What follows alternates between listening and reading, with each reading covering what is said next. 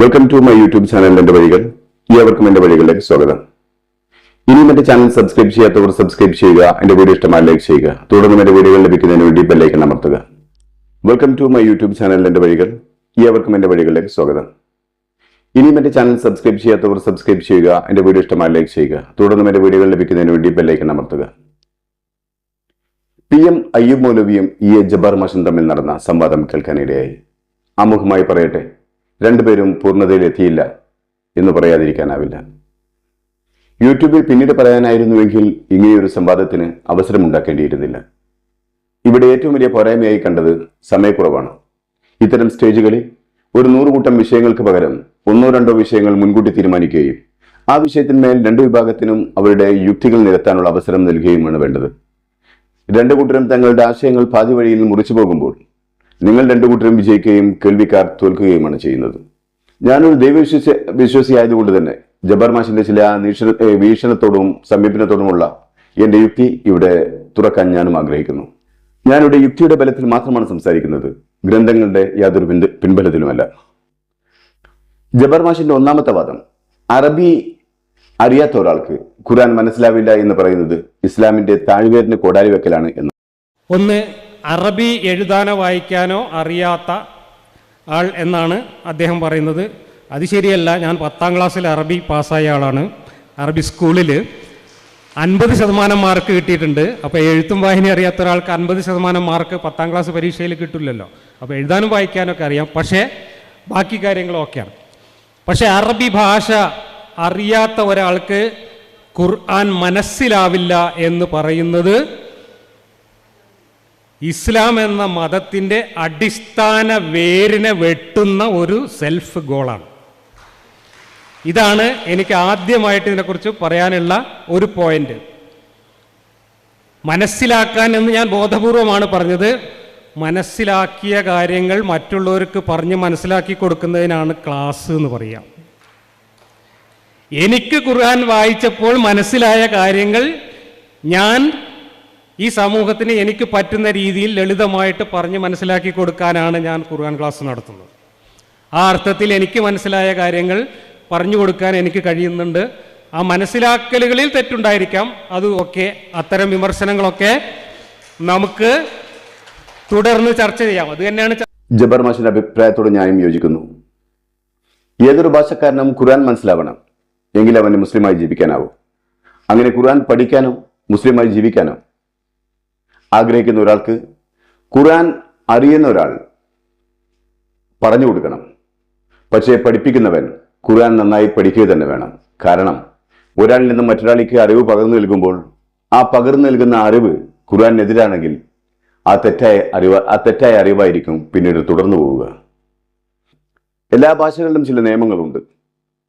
ചുരുക്കത്തിൽ നമ്മൾ പലപ്പോഴും ഉപയോഗിക്കാറുള്ള ഒരു പ്രയോഗമാണ് ഇല്ലാതില്ല.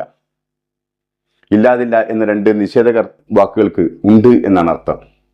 നമ്മൾ മുമ്പ് മനസ്സിലാക്കി വെച്ചിട്ടുള്ള ഒരു പ്രയോഗമാണ് ഇത്. ഒരു സെന്റൻസിൽ 2 നിഷേധകം വന്നാൽ അർത്ഥം പോസിറ്റീവ് ആയിരിക്കുമെന്ന്. പണ്ടൊരു യുക്തിവാദി ഇതുപോലെ ലാ ഇലാഹ ഇല്ലല്ലാ എന്ന പദത്തിന് അർത്ഥം വെക്കുകയുണ്ടായി. ലാ ഇലാഹ, ഇലാഹില്ല, ഇല്ലല്ലാ, അള്ളയുമില്ല, പിന്നെ എവിടെയാണ് ദൈവം എന്ന് ചോദിക്കുകയും ചെയ്തു. ഇങ്ങനെ വാക്കുകൾക്ക് അർത്ഥം വെച്ചാൽ ഖുർആൻ താങ്കളൊക്കെ കളിയാക്കുന്ന ഡിങ്കിന്റെ കഥയായി മാറും. പിന്നെ അറബി ഖുർആന്റെ കാര്യം, നബി ഉൾപ്പെടെയുള്ള സമൂഹവും അറബി ആയതുകൊണ്ടാണ് ഖുർആൻ അറബിയിൽ അവതരിച്ചത്. ഖുർആൻ മലയാളത്തിലായിരുന്നു അവതരിച്ചിരുന്നെങ്കിൽ പ്രവാചകന് അന്ന് നല്ലൊരു ഓഡിയൻസ് പോലും, പ്രവാചകന് ഖുർആനെ വിശദീകരിക്കാൻ തന്റെ മുമ്പിൽ നല്ലൊരു ഓഡിയൻസ് പോലും ഉണ്ടാകുമായിരുന്നില്ല. മറ്റെല്ലാ ഗ്രന്ഥങ്ങളും അതത് കാലഘട്ടത്തിലെ ഒരു സമൂഹത്തിനാണ് ഇറങ്ങിയതെങ്കിൽ ഖുർആൻ അവതരിച്ചത് ലോകത്തിനാകെയായിട്ടാണ്. അതുകൊണ്ട് തന്നെയാണ് പ്രവാചകൻ പറഞ്ഞത്, നിങ്ങൾ പഠിച്ച ഖുർആനെ ലോകം മുഴുവൻ നിങ്ങൾ എത്തിച്ചു കൊടുക്കണമെന്ന്. അതുകൊണ്ട് തന്നെയാണ് ലോകത്തിലെ നാനാ തുറകളിലും ഇസ്ലാമിക പണ്ഡിതന്മാർ ഖുർആന്റെ അധ്യാപനങ്ങളുമായി ഓടി നടന്നത്. അപ്പോൾ ഖുർആൻ യൂസർ മാനുവലാണ്, കാറ്റലോഗാണ്. അള്ളാഹു എന്ന നിർമ്മാതാവ് തൻ്റെ സൃഷ്ടികൾക്ക് കാര്യങ്ങൾ എങ്ങനെയാണ് ജീവിക്കേണ്ടത് എന്ന് പഠിപ്പിക്കാൻ വേണ്ടി കൊടുത്തയച്ച മാനുവലാണ് എന്ന് പറഞ്ഞാൽ അത് ലോകത്തെ എല്ലാ ഭാഷയിലും ഓരോ കോപ്പി ഇറക്കണം. അള്ളാഹ്ക്ക് കഴിയാത്ത കാര്യമൊന്നുമല്ല. നിങ്ങൾ പറയാം അതൊക്കെ ബുദ്ധിമുട്ടല്ലേ എന്നാണ് പറയുന്നതെങ്കിൽ നിങ്ങൾ അള്ളാഹിനെ പിന്നെയും ചെറുതാക്കുകയാണ്. കാരണം ഒരു കുൻ അങ്ങോട്ട് വെച്ച് കാച്ചാൽ മതി. കുന്ന് ഉറക്കനായിട്ട് വെച്ച് കാച്ചിയാൽ എന്തും സാധ്യമാകുന്ന ആളാണ് പഠിച്ചോൻ. അങ്ങനെയാണെങ്കിൽ മൂപ്പര് ലോകത്തുള്ള എല്ലാ ഭാഷയിലും എൻ്റെ ഈ കാറ്റലോഗിന്റെ ഒരു കോപ്പി വരട്ടെ എന്നാണ് പറഞ്ഞാൽ പോരെ. ഇനി താങ്കൾ പറയുന്നത് പോലെ ലോകത്തുള്ള എല്ലാ ഭാഷകളിലും ഒരു ഖുർആൻ ഇറങ്ങിയെന്നിരിക്കട്ടെ, അപ്പോഴും താങ്കളെപ്പോലുള്ളവർ ആ ഖുർആനെ വ്യാജമാക്കും.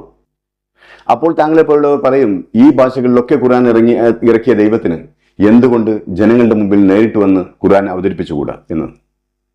അങ്ങനെ ദൈവം നേരിട്ട് പ്രത്യക്ഷപ്പെട്ടില്ല എന്നതുകൊണ്ട് തന്നെ അപ്പോൾ താങ്കളെപ്പോലുള്ളവർ പറയും ഖുർആനും ദൈവവും വ്യാജമാണെന്ന്. ഇനി ദൈവം തന്നെ ജനങ്ങൾക്കിടയിൽ നേരിട്ട് വന്നു എന്നിരിക്കട്ടെ, കുറച്ച് വർഷങ്ങൾക്ക് ശേഷം അന്ന് ദൈവത്തെ കാണാത്ത ജനത ദൈവത്തെ നിഷേധിക്കുകയും ഖുർആനെ നിഷേധിക്കുകയും ദൈവത്തിന്റെ വചനങ്ങൾ നിഷേധിക്കുകയും ചെയ്യും. അപ്പോൾ ദൈവം വീണ്ടും ഭൂമിയിൽ അവതരിക്കേണ്ടി വരും. ഒരു കാര്യത്തെ നിഷേധിക്കുന്നതിന് അതിനുവേണ്ടി നൂറുകണക്കിന് കാരണങ്ങൾ കണ്ടെത്താനാവും. അത് അവന്റെ യുക്തിയെ മാത്രം ബോധിപ്പിച്ചാൽ മതിയാകും. എന്നാൽ ഒരു അവിശ്വാസി വിശ്വസിക്കാൻ ആവശ്യമായ ഒരു കാരണം പോലും കാണാൻ ശ്രമിക്കുകയില്ല എന്നതാണ് സത്യം. ആ മനസ്സിലാക്കലുകളിൽ തെറ്റുണ്ടായിരിക്കാം എന്നതുകൊണ്ടാണ് ഖുർആൻ പഠിപ്പിക്കുന്ന വ്യക്തിക്ക് ഖുർആൻ പറഞ്ഞു കൊടുക്കാനുള്ള ഭാഷാപരമായ രൂപം കൂടി വേണമെന്ന് പറയുന്നത്.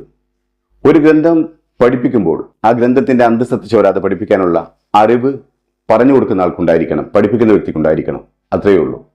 അതല്ലെങ്കിൽ താൻ പഠിപ്പിച്ചു കൊടുക്കുന്നത് കേൾക്കുന്ന മൂന്നാമതൊരാൾ താങ്കൾ പഠിപ്പിക്കുന്നതിന് ശരിയല്ല എന്ന് പറയാൻ കാരണമാവും. അങ്ങനെ കാരണമാവരുത്. അതുകൊണ്ടാണ് ഖുർആൻ പഠിപ്പിക്കുന്ന വ്യക്തികൾ ഖുർആനെ നന്നായി പഠിക്കുകയും ഖുർആന്റെ ഭാഷ പഠിക്കുകയും ചെയ്യണമെന്ന് പറയുന്നത്. താങ്കളെപ്പോലുള്ളവർ ഖുർആന്റെ വ്യാഖ്യാനം തന്നിഷ്ടപ്രകാരം നടത്തുന്നത് കൊണ്ടാണ് ഖുർആന്റെ വിഷയങ്ങളിൽ കാലാകാലങ്ങളിൽ സംശയാലുകൾ ഉണ്ടാകുന്നത്. എന്നാൽ അവിടെയും ഖുർആനെ ശരിയായ രൂപത്തിൽ മനസ്സിലാക്കുന്ന ഒരു ജനതയുണ്ടാവും. അവർ ശരിയായ രൂപത്തിൽ തന്നെ ജനങ്ങൾ അത് പഠിപ്പിക്കുകയും ചെയ്യും.